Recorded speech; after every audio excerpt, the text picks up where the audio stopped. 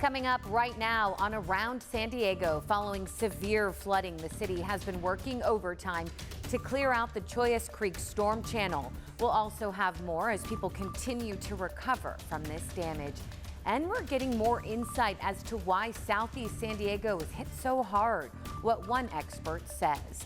Plus, if you're wondering how much a weekend in Vegas will cost you for the Super Bowl, we're working for you, breaking down those prices.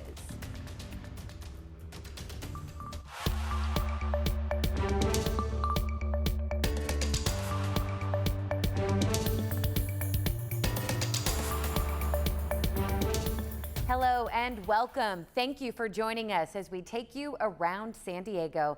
I'm CBS 8's Jenny Day. I'll get you caught up on a week's worth of news and look ahead in just 30 minutes. We do start, though, with that storm damage. Mayor Todd Gloria in the city of San Diego issued an evacuation warning Wednesday ahead of Thursday's rain for the areas that had been greatly impacted by last week's flooding. Those included Mountain View, South Crest, and Canto, and a few others nearby. Earlier in the week, the city said they had been working to clear the Chollas Creek storm channel. Crews say they cleared more than 31 tons of mud, trash, and bulky items from the flood channel. That's from Beta and Birch Streets to Ocean View Boulevard.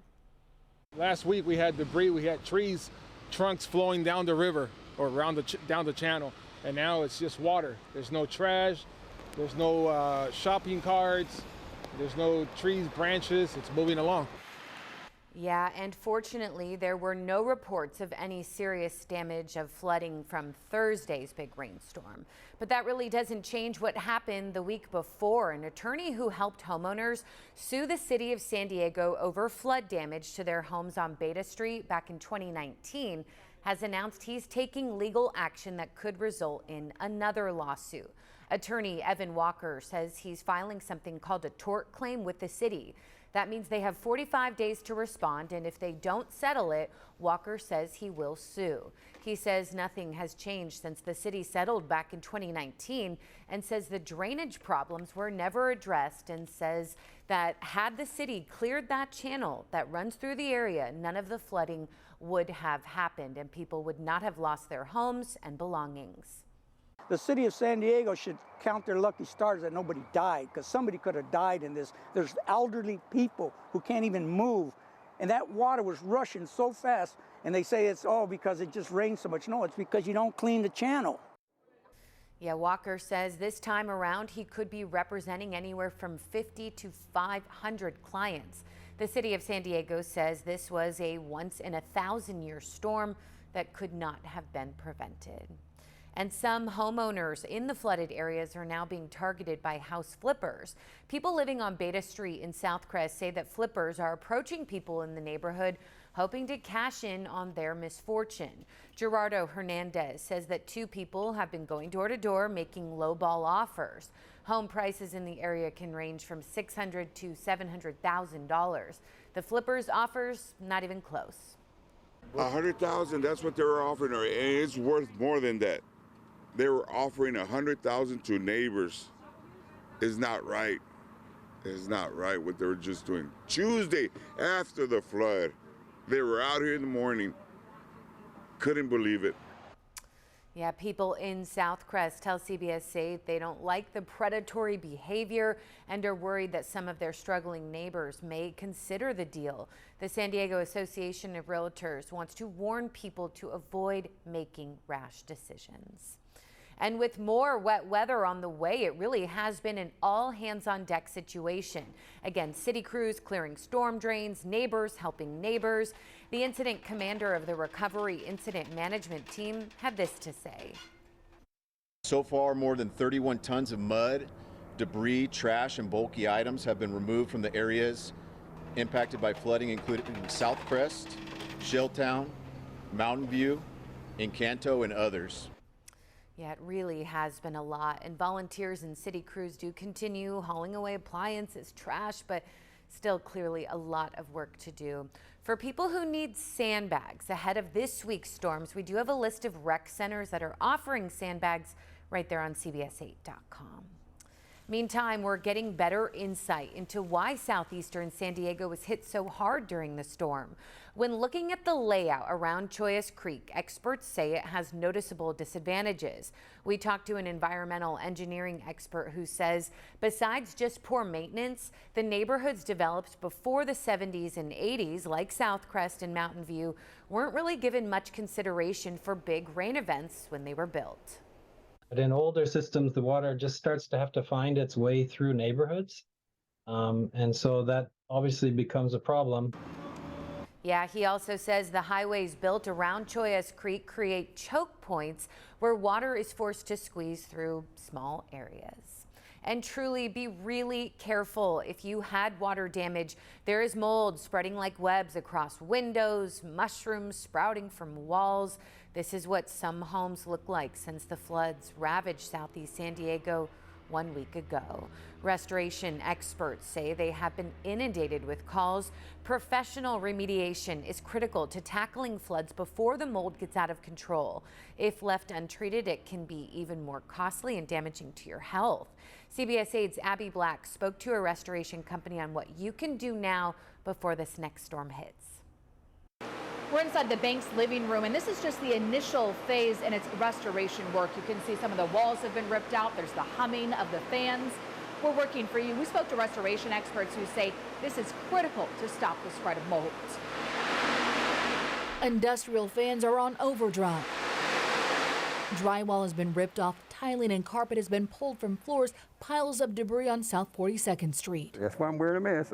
Mushrooms are sprouting on walls and mold is growing across windows. So anything that's touched, kitchen cabinets, need to be removed. You know, they could be contaminated. It comes to a big shock. I spoke to Richie Barlow, who owns Mighty Dry San Diego, a flood and fire restoration company who's working overtime since last week's floods. See drywall sometimes like, oh, it's dry, it feels dry. It's not. And it's not cheap, especially if you overlooked your homeowner's insurance policy.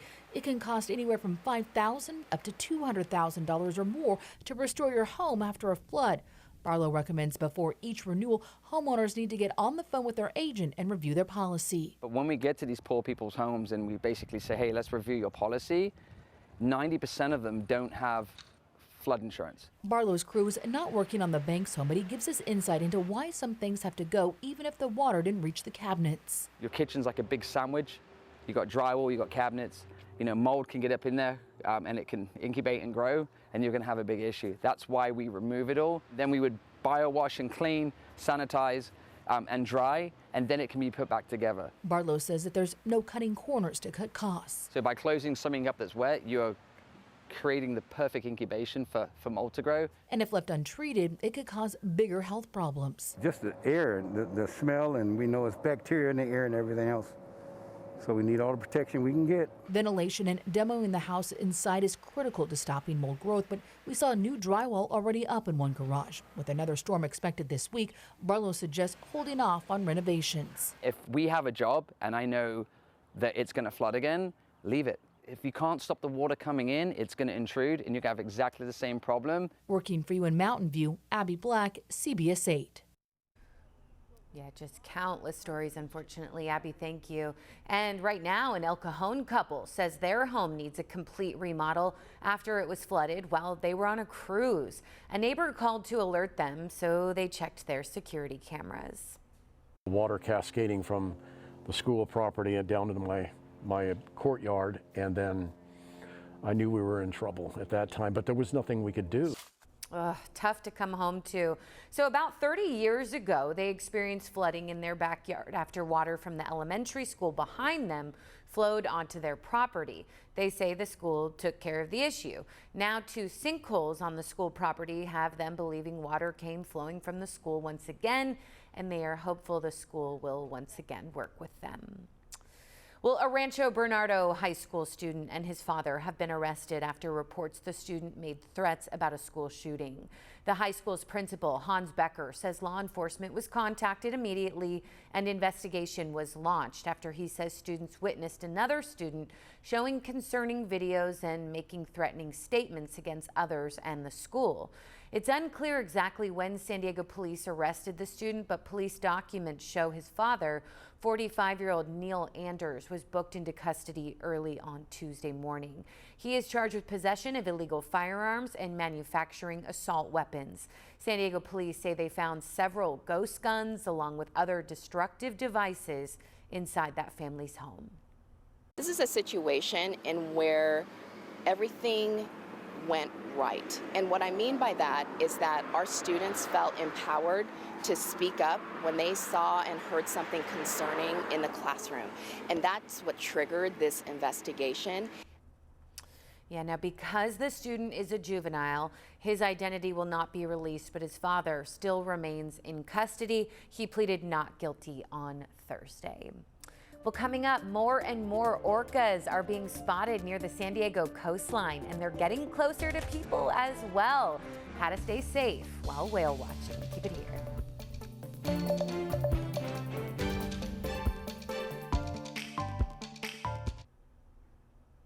Welcome back to Around San Diego. An increasing number of calls have poured into the National Oceanic and Atmospheric Administration of boaters chasing down killer whales, getting too close and harassing the marine mammals. CBS 8's Ariana Cohen talked with an official from NOAA to learn what people should do to avoid harming those beautiful orcas. Since December, many San Diegans and visitors have spotted pods of killer whales. Oh my dear Lord. Today I talked with Justin Visbicki with the National Oceanic and Atmospheric Administration Fisheries. His job is to help stranded marine mammals. He says he's received an increase in calls of boaters chasing killer whales and getting far too close. It's really important for us as humans to again err on the side of caution for any whale when we're out on the water, because we really do want to provide them space and allow them to do what they need to do. As well as provide safety for us. You know, these are wild animals. They're out there doing their thing, and they don't call them killer whales for no reason. And so it's best in our best interest to give them space and enjoy the show. NOAA has a few guidelines for whale watchers to follow. To avoid harassing a marine mammal, stay at least 100 yards away, which is the length of a football field.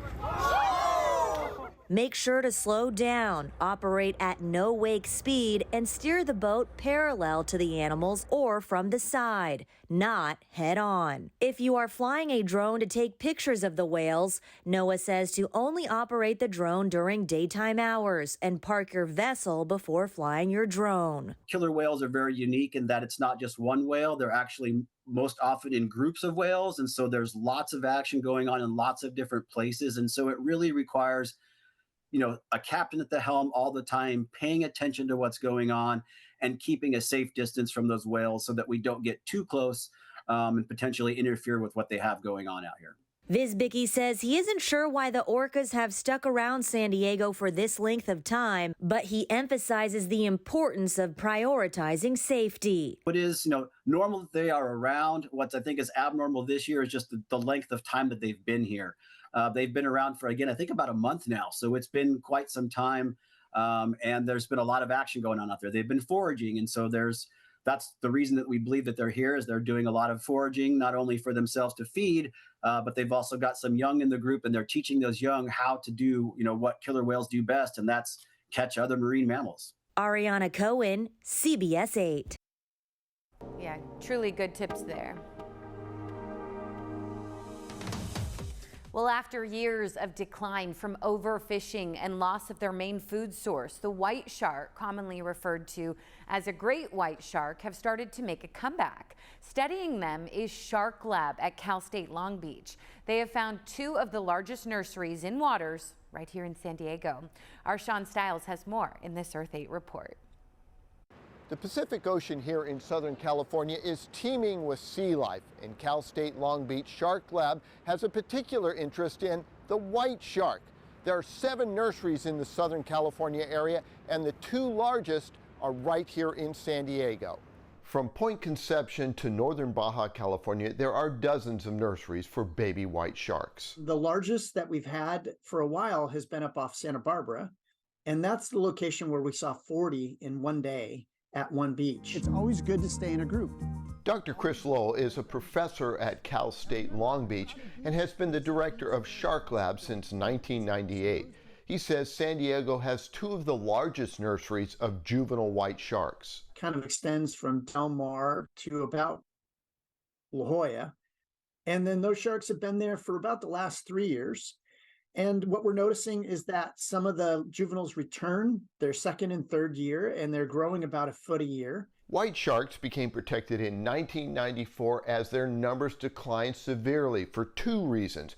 One, overfishing, and the other, their primary food, seals, was overhunted until the early 1900s. They didn't receive federal protection until the 70s. But since then, marine mammals have recovered better than we could have imagined. So I think of what we're seeing is basically conservation success working. The white shark population has lagged behind because the sexual maturity of females can take up to 35 years. Dr. Lowell says there's signs of recovery. With the main food source in plentiful supply, the numbers of the white sharks are rebounding. This isn't just a matter of people seeing them more. There's actually more to see.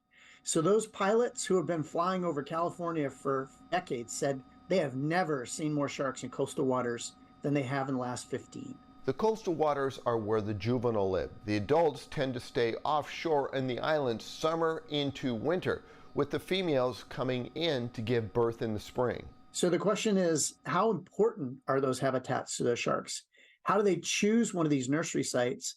What are they getting from it? And then, of course, how do they interact with people and when are they going to leave? These are just some of the questions Shark Lab is working on. But probably the biggest for us who use the ocean is how they interact with humans. Patrick did the study, found was that every single day, juvenile white sharks were swimming right by people in the water.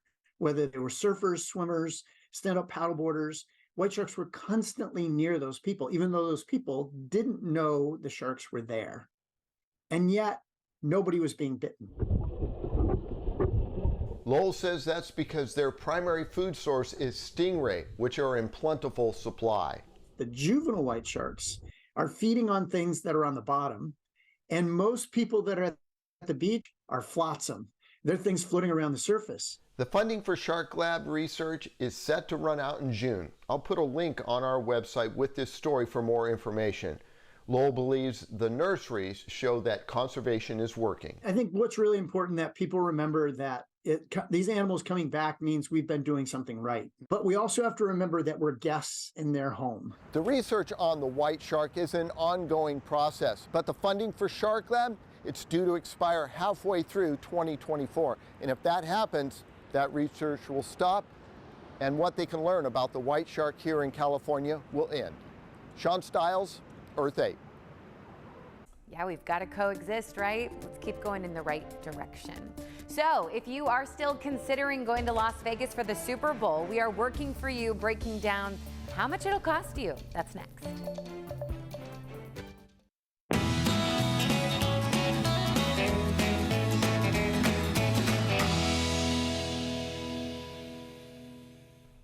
We're getting close. The countdown to Super Bowl 58 is on.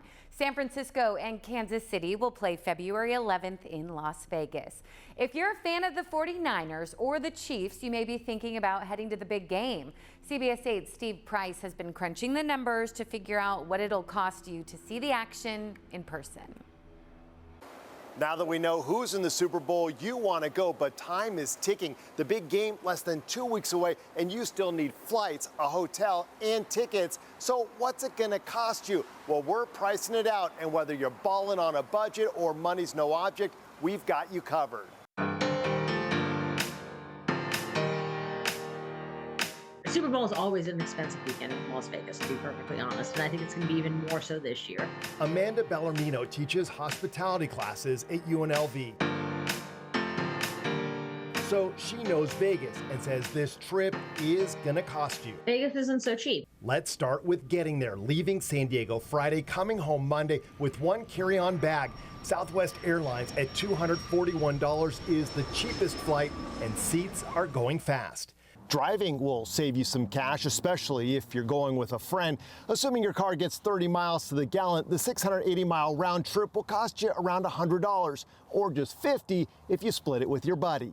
Now you need a place to stay, and I can tell you prices are constantly changing, but here's what I found this morning. The game is being played at Allegiant Stadium, and the closest hotel is Staybridge Suites. They're charging $4,053 for 3 nights. Motel 6 also isn't far from the stadium, and that's a bargain for $1,221. The closest hotel to the stadium that's on the Strip is Mandalay Bay. They're asking $5,255 for 3 nights, but I should mention this is also where the NFL Experience is being held, so that's bumping up the prices. If you're into luxury, the Bellagio is always one of Vegas's highest rated hotels, and their rooms for the 3 nights start at $5,045. For a much cheaper option and a great Strip location, the Link has rooms for $1,300. Allegiant Stadium's capacity is just 65,000, making it one of the smallest stadiums to ever hold the Super Bowl. Combine that with a huge demand, and tickets are crazy expensive. Going through Ticketmaster, which guarantees your tickets are legitimate, the cheapest seats we found with fees was upper end zone for $10,249.59. If money is no object, we found 2 50-yard line seats with entrance to an exclusive pregame party and postgame field access for just $104,552.95. Throw in another $1,000 over the weekend for food, transportation, and a few souvenirs, and you're not doing this trip for less than $12,000. But hey, it is the Super Bowl. This is your bucket list trip. So it's not that I'm not going to a Super Bowl every year. I may go to, this is the Super Bowl I'm going to in my lifetime. Steve Price, CBS 8. Yeah, that experience priceless, right? So if you're a Chiefs or Niners fan living here in San Diego, there are local spots around town where you can watch the game with fellow fans. For those cheering on the Chiefs, Kansas City Barbecue near Seaport Village is a top spot. Years before the original Top Gun film was filmed here, it was known as a place for people to enjoy a Chiefs game. Another spot is Home and Away in Old Town. And for 49ers fans, Moonshine Beach in PB and Saddle Bar in Solana Beach will be your go-to spots. Both bars pride themselves in being Niner bars. The owner of Moonshine Beach in Pacific Beach says that you should really get there early. Lines could be long. And before we go, Usher fans are going to have it bad for this Super Bowl merchandise. The NFL has teamed up with Usher to create a line of merch celebrating Super Bowl 58's halftime show headliner. Still wondering if we'll see any surprise guests? It'll be great no matter what. The collection does include jerseys, hoodies, jackets, t-shirts, hats, and also helmets. So the merch goes on sale February 7th at the Super Bowl Experience right there at the Mandalay Bay in Las Vegas. And it'll also be available online. Yeah, a lot of talk about this big game, and you can catch it right here on CBS 8. Looking so forward to it. Well, as always, thank you so much for your time. Thank you for staying informed. For CBS 8, I'm Jenny Day. Take good care, and thanks for watching Around San Diego.